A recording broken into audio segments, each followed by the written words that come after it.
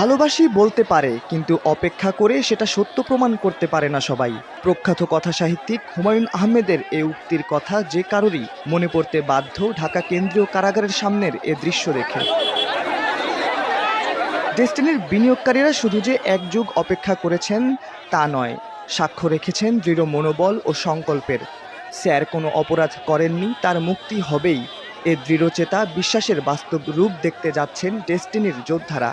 অবশেষে এলো সেই মাহেন্দ্রক্ষণ, সমাপ্তি হলো দীর্ঘ এক যুগের অপেক্ষার। সন্ধ্যা ৬টার দিকে ঢাকা কেন্দ্রীয় কারাগারের ভেতর থেকে বেরিয়ে আসে রফিকুল আমিনকে বহন করা গাড়িটি।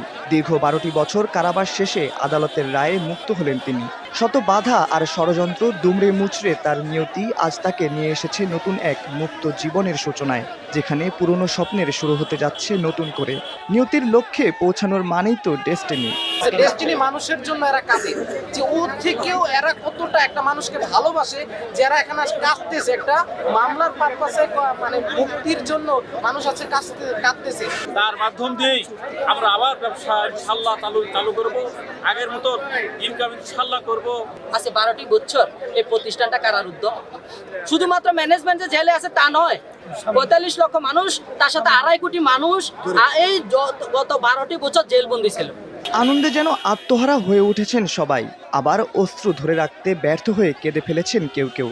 এত দীর্ঘকাল পর সহযোদ্ধাদের মাঝে ফিরে ভালোবাসায় সিক্ত হলেন রফিকুল আমিন নিজেও। ছাদ খোলা গাড়িতে দাঁড়িয়ে অভিবাদন জানান সবাইকে। ডেস্টিনির ক্রেতা পরিবেশকদের ফুলের শুভেচ্ছা গ্রহণ করে ধন্যবাদ জানিয়ে ফুলের বৃষ্টিতে সিক্ত হলেন তিনি। এরপর গাড়িটির যাত্রা শুরু হয় ডেস্টিনির অন্যতম উল্লেখযোগ্য প্রতিষ্ঠান বৈশাখী মিডিয়া লিমিটেডের বৈশাখী টেলিভিশনের কার্যালয়ের উদ্দেশ্যে। এর আগে আজ সকালে বহুল আলোচিত ট্রি প্লান্টেশন মামলার রায় ঘোষণার সঙ্গে সঙ্গে বাঁধ ভাঙা উচ্ছ্বাসে ফেটে পড়েন বিনিয়োগকারীরা।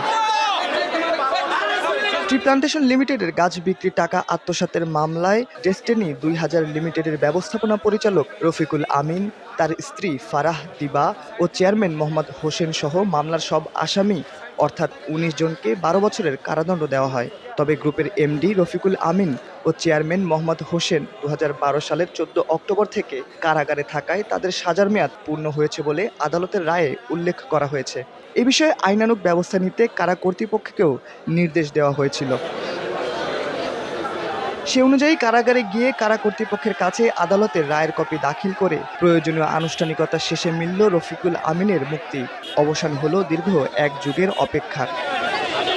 শাহরিয়ার আহমেদ, দৈনিক ডেস্টিনি।